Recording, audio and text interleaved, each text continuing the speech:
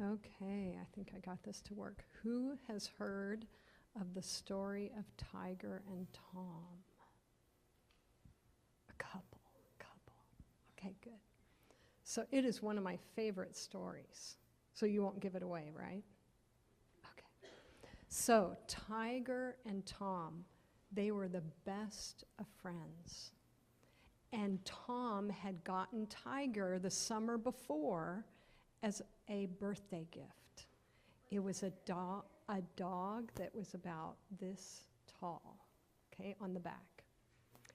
And Tiger was such a great dog, and they were the best of friends. They went everywhere together. And Tom was the nicest boy you would ever meet, but he had a problem. He had a terrible temper. If things weren't going the way he wanted it to, his face would get red, and he at that point, he lost self-control. So one day, so this was a problem for him. So one day, he was out. Of course, Tiger and Tom were together all the time. They were out, and he saw his friend from school, Dick. And he said to him, let's go. I was on my way to my dad's store, and we could go play in the granary at the store. So Dick said, sure. You know, he was finished with his chores for the day, his duty for the day. And we have a hand up here. Did you want to say something? So they went to his dad's store, to Tom's dad's store, and they were playing up in the loft. And so they started playing together, and pretty soon an argument broke out. And Tom said, I'm right. I know I'm right. And Dick said, no, you're not. Tom got so angry, he pushed Dick. And Dick was standing at the opening of, you know, it was like a barn structure, so it was upstairs, and he was standing in the opening, and he fell over backwards down to the concrete sidewalk below. So Tom turned white as a sheet. He ran down there, and there were two men that were examining Dick on the ground. And Tom could, you know, he was just so scared. He said, is he dead? And they said, no. But they said, what happened? And he couldn't tell a lie. He said, I pushed him. And the man said, you know, that was a wicked thing to do. And he said, he's not dead, but he still might. You know, we don't know his condition. And this was a long time ago. So back then, they didn't have ambulances like they have now. So they picked him up and took him to his mother's house, Widow McCreary.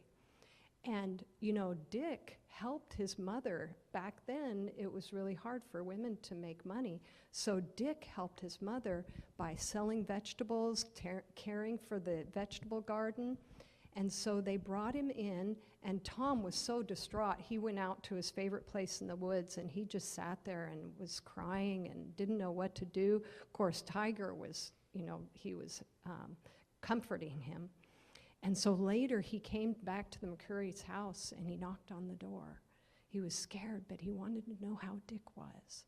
And the mother came to the door, and she said, you know, haven't you done enough for one day? You know, my son is not doing well.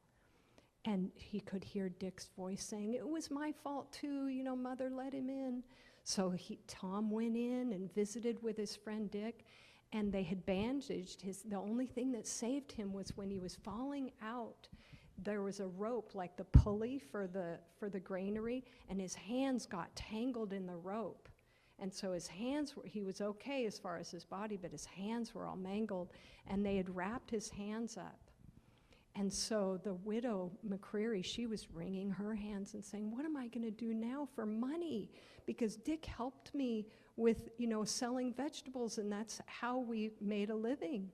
And so Tom said, I will do it.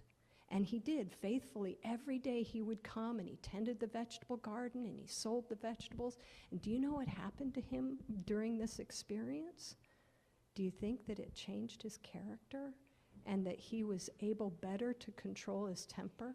Yeah. So then the day came when they took off the bandages, and his hands were still kind of mangled because the doctor wasn't there, and so they just bandaged it the best they could. And the mother was saying, "Oh dear, now what? You know, his hands, they won't be of use. They were all mangled." And so Tom felt even worse, and he again ran to his favorite spot in the woods. Well, a neighbor was there, and he said, "You know, there's a doctor, a surgeon in New York that could fix his hands, but it costs a lot of money." I forgot that Tom was actually there when that happened. And then he ran off because the widow McCreary was saying, "Well, how am I going to find money for this expensive surgery?" So Tom knew what he had to do. He had to do something to help, to pay for this surgery. The only thing that he had of value was, guess what? Tiger. Well, Major White had offered to buy Tiger a time before, but of course he loved Tiger way too much to sell him, but now they needed the money. So he went to Major White's house and he said, knocked on the door, "Are you still interested in buying Tiger?" And Major White said, "Well, yes, but I thought you would never sell him." And he said, "Well, I need the money, you know." So the money went to the boy. He was able to go to New York and get the surgery he needed. And months later, when they unbandaged his hands, they were much, much better, almost as good as new. But now Tom didn't have Tiger, and he was so lonely for him. He was out in his place in the woods, and one day, and he heard some footsteps. Who do you think it was? Who do you think it was? It was Tiger. Oops, did my bookmark go? And there was a note on his collar. Tom was scolding Tiger, saying, "What are you doing here? You know, you're supposed to be with Major White now." And he saw this note, and here's what it said on his collar. He opened it up, and it was from Major White. And it said, "My dear child, Tiger is pining, and I must give him a change of air. I wish him to have a good master, and knowing that the best ones are those who have learned to govern themselves, I send him to you. Will you take care of him for me? Your old friend, Major White." Well, and it said, "P.S. I know the whole story, my young friend. Be not weary in well-doing." So, we should not be weary in well-doing. And Tom learned a valuable lesson, didn't he? And do you think that Tom could go to heaven with the temper that he had? But God is merciful, and he helps us to overcome. Tom learned to be an overcomer. And I want you to think about that this week, how you can be an overcomer for Jesus. Thank you. You can go back to your seats.